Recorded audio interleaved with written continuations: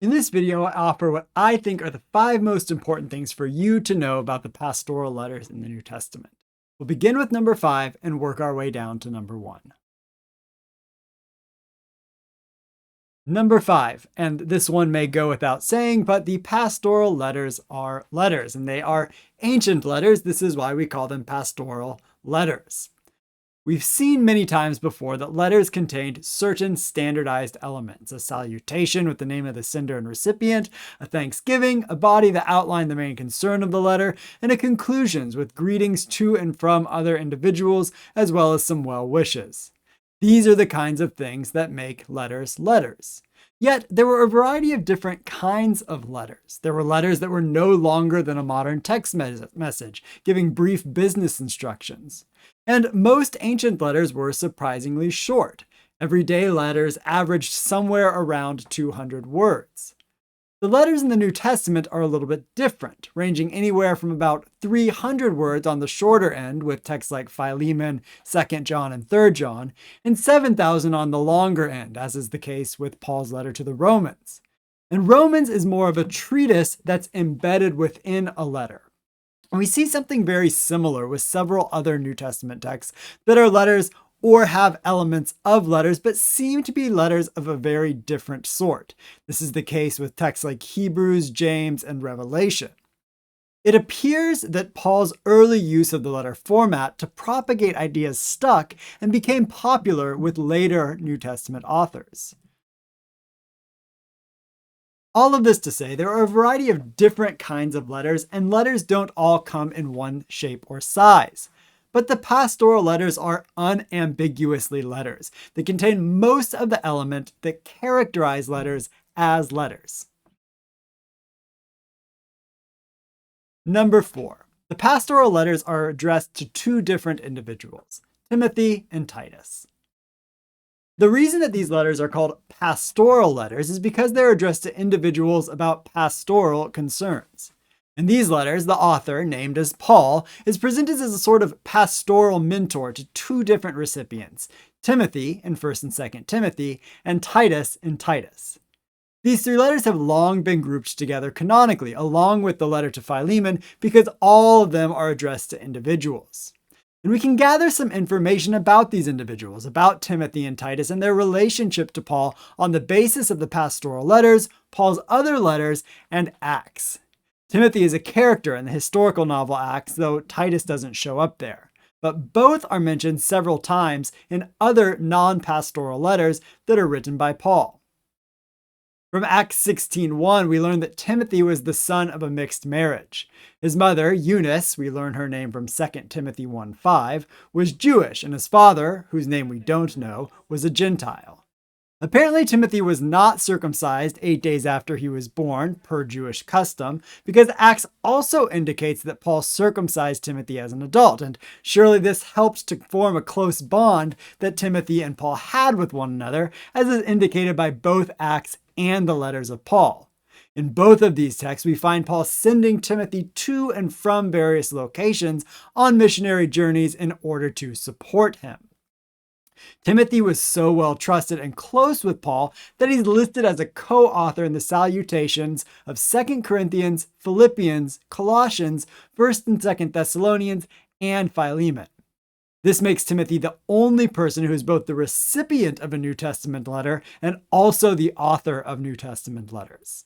He's also the only baseball player from the New Testament. In his iconography, he's frequently holding a bat because tradition has it he was beaten to death in his old age. Titus was also a very close and trusted companion of Paul, even though Paul didn't circumcise him. We learn from Galatians 2 that Titus accompanied Paul to the so-called Jerusalem Council. This event is narrated in Acts 15. Paul goes to the leader of the Jesus movement in Jerusalem to present his gospel to him. Here they all make sure they're on the same page before Paul is commissioned to go and preach his gospel to the Gentiles. Paul mentions that Titus, who accompanied him to Jerusalem for this council, was a Gentile and was not compelled by the Jerusalem apostles to be circumcised. This is meant to be a confirmation of Paul's gospel in Galatians 2. Gentiles do not need to be circumcised to be a part of the movement and worship the Jewish God. Not only did Titus accompany Paul to the Jerusalem council, but he was also the go-between for Paul and the Corinthian church. We learn this from 2 Corinthians chapter 8 particularly. Titus is mentioned 9 times in 2 Corinthians. So we should imagine Titus delivering letters to and from the Corinthians and staying with them and ministering among them.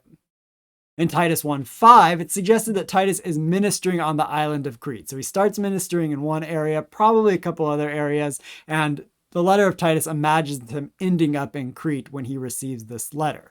And 1 Timothy 1:3 does a similar thing for Timothy. It imagines Timothy moving around different places and ultimately landing in Ephesus, where he's ministering amongst churches there. Number 3. The pastoral concerns that the letters address are mostly related to correct teaching and church organization. Immediately following its salutation, 1 Timothy addresses the issue of correct teaching. I urge you, as I did when I was on my way to Macedonia, to remain in Ephesus, so that you may instruct certain people not to teach any different doctrine, and not to occupy themselves with myths and endless genealogies that promote speculations rather than the divine training that is known by faith. In a way, these verses encapsulate everything that the pastoral epistles are about. They are very much concerned with encouraging right and sound teaching, while simultaneously discouraging what they understand to be wrong or unsound teaching. The pastoral letters give both negative statements about the kinds of teachings and actions that should be avoided, and positive statements about the kinds of beliefs and actions that should be fostered. On the negative side, one is meant to avoid myths and endless genealogies, meaningless talk about the law, teachings that forbid marriage and abstinence from foods, profane chatter, claims that the resurrection has already happened, myths from idle talkers and deceivers among certain circumcision groups, and stupid controversies, genealogies, dissensions, and quarrels about the law.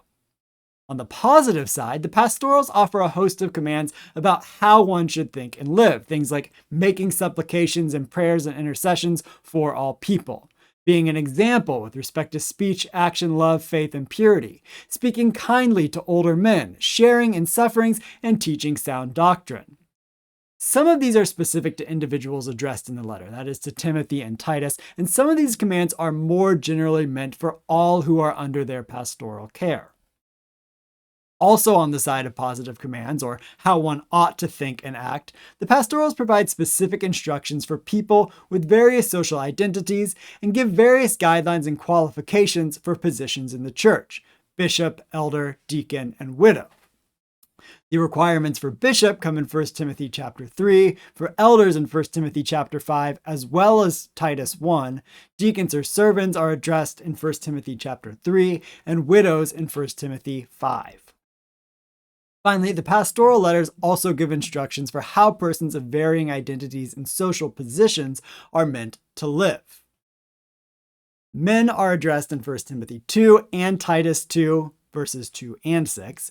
Women in 1 Timothy 2 and Titus 2. Widows only in 1 Timothy 5, and enslaved persons in 1 Timothy 6 and Titus 2. And some of these individuals, especially the way that women and enslaved persons are addressed, lead us to number 2. Number 2, the pastoral letters contain statements about women and enslaved persons that contradict our modern ethical sensibilities. The pastoral epistles are not the only text in the New Testament or the Bible as a whole that contradict these ethical sensibilities, but the pastorals do contain some of the most difficult claims because many of them come in the form of direct commandments. This is especially the case with what 1 Timothy chapter 2 has to say about women, and what 1 Timothy chapter 6 and Titus chapter 2 communicate about how enslaved persons are meant to act. The statements made here also seem to contradict things that Paul communicates elsewhere about both women and slavery. In 1 Timothy 2, following a statement that in every place the men should pray, lifting up holy hands without anger or argument, the author instructs women about how they should dress, then makes statements about how they should learn and not teach. These are patriarchal statements. They assume the authority of men in various spheres of life. They also don't jibe with what Paul indicates in other letters about what women who were part of his ministry actually did. In Romans chapter 16, we learn that Phoebe is the letter carrier for Paul's magnum opus. We also learn she's a deacon of the church of Cenchreae. Deacon is an office for which the pastorals give specific guidelines. As both a letter carrier and a deacon, Phoebe had an important role to play in Paul's ministry and undoubtedly was teaching in some form or fashion. The same is implied of Euodia and Syntyche in Philippians chapter 4. We know little of these women except what Paul states here, that they struggled beside him in the work of the gospel, and they're counted amongst his co-workers, like Timothy and Titus are. Likely Paul is urging them to be of the same mind, so that the Philippian congregations over which they have influence are also of the same mind. And so we get the sense from elsewhere in Paul's letters that what 1 Timothy chapter 2 has to say about women or how they're to behave directly contradicts how they actually behave with respect to Paul's ministry. And the same may be true of enslaved persons. 1 Timothy chapter 6 commands enslaved persons to respect their enslavers, especially if they are Christian enslavers. Titus chapter 2 indicates the same. Enslaved persons are to show perfect obedience and not talk back. Other Pauline letters seem to be a bit more liberative when it comes to the issue of slavery. Galatians 3:28 indicates that there is no longer slave or free. Paul's letter to Philemon, according to some interpreters, implies that the enslaver Philemon ought to manumit the enslaved Onesimus, and this might be in accordance with the claim that there is no longer slave nor free from Galatians chapter 3. Patriarchy is a social system that assumes that men hold primary legal, financial, political, moral, and social power in places like society, the workplace, the home, and religious institutions. Men sit atop the hierarchy in the patriarchal system. Kyriarchy, a term coined by Elizabeth Schussler Fiorenza, refers to the ancient outlook that assumes various lords hold authority. The Greek word for lord is kurios, from which we get kyriarchy, and is used for the Lord, as in God, but also for the emperor, the head of a household, and an enslaver and an enslaver-enslaved relationship. The hierarchical system is pyramidal, with varying levels of authority for the various lords as you move up and down this system. In the pastoral hierarchical system, the Lord God is atop the pyramid. The Roman emperor and other political lords sit high up on the pyramid, as indicated by 1 Timothy chapter 2 and Titus chapter 3, where it said that you should obey the emperor. The head of the household is below these authorities, but above their family and any enslaved persons associated with the household. The pastorals thus operate from both a patriarchal and a hierarchical perspective. The pastoral letters' patriarchal and hierarchical outlook, in combination with several other factors, has led to number one, the fact that the pastoral epistles are disputed Pauline letters. It's not only because of these statements that the pastorals are disputed. That is, it is disputed whether or not Paul actually wrote them. But the pastoral's patriarchal and hierarchical outlook certainly adds fuel to this fire. We don't like this kind of stuff to be in our sacred texts. And there are a variety of different ways that one might handle difficult texts like these. And I don't pretend to have all of the answers, and I certainly do not have all of the answers for you in this video. One strategy has been to accept the patriarchal and hierarchical outlook wholesale, and this has been a common approach throughout Christian interpretive history. Another option is to reject these systems outright as products of a different time and place, one that was in fact patriarchal and hierarchical. One then might try to mine some truth or ethic from the difficult text after having discarded that system. That is, we could say that slavery is an abhorrent evil, but we might try to find some principle in Titus 2:9 and 10's instructions to enslaved persons. We might try to find something that it has to say to someone who lives in a time and place in which slavery is recognized as an abhorrent evil. I myself find myself to be sort of much closer to the second position I just outlined than the first, but these are by no means the only two positions. There are a variety of options when it comes to interpretation and the ethics of these difficult texts, and I don't pretend to have all of the answers for you here. Among the disputed Pauline letters, the pastorals are the least or the most disputed, depending on how you look at it. More New Testament scholars think that Paul did not write these letters than the other three disputed letters, Ephesians, Colossians, and 2 Thessalonians. So there is more agreement that Paul did not write them. A majority, probably 60 to 70% of New Testament scholars hold that the pastorals are pseudepigraphically written. When it comes to Ephesians, Colossians, and 2 Thessalonians, there is more debate than there is with the pastoral letters. And there are reasons besides the difficult statements about women and enslaved persons that make New Testament scholars think that Paul did not write the pastoral letters and that they're pseudepigrapha. Remember that authorship in the ancient world was more complicated than simply did they write it or did they not write it.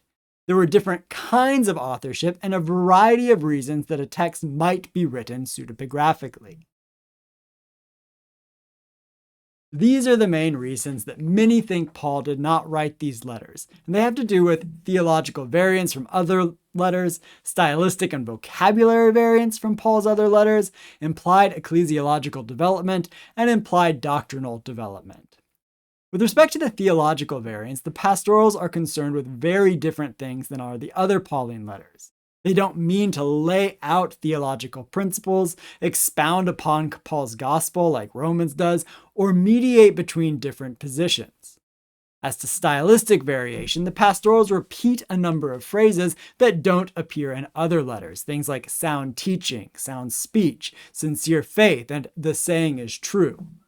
Moreover, there are over 300 words in the pastoral letters that don't show up at all in the other Pauline letters. This makes about 30% of the total word count of the pastorals wholly unique to those three letters. The pastorals are also missing key phrases and terms from the other Pauline letters. Things like Spirit, Holy Spirit, in Christ, justify, and justification, which are so central to the other letters, are absent or minimal in the pastoral letters. As to the ecclesiological development, we've seen that the pastorals offer qualifications for specific church offices. This is something wholly unique to these letters and implies that the church has become established enough, that enough time has passed for such offices to have become formalized. We have also seen that the pastorals attempt to negate wrong doctrines. This seems to imply that other Christian doctrines have begun to spring up. And the kinds of things that the pastorals hint at with respect to these doctrines sound a bit like some teachings that would have become prominent in the 2nd century CE, in times 50 to 100 years after the life of Paul.